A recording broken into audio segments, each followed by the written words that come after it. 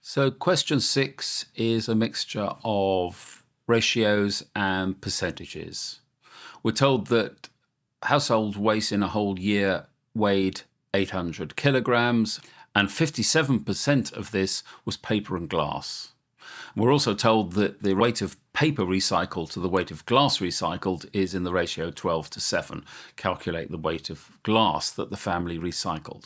The first thing we've got to do is find out what weight the paper and glass of that whole year was for this family. So the weight of the paper and glass is 57 over 100, that's 57% of 800 kilograms. The zeros all cancel and we're left with 57 multiplied by 8, which is 456.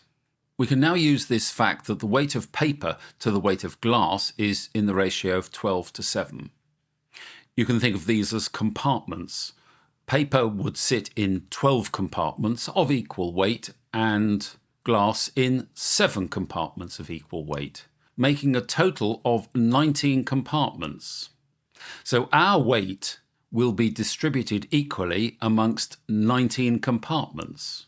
So the weight of each compartment will be equal to 456 divided by 19, and this is equal to 24.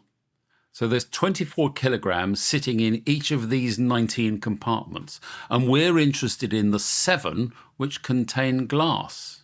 So weight of glass must be equal to 24 multiplied by 7, which is equal to 168 kilograms.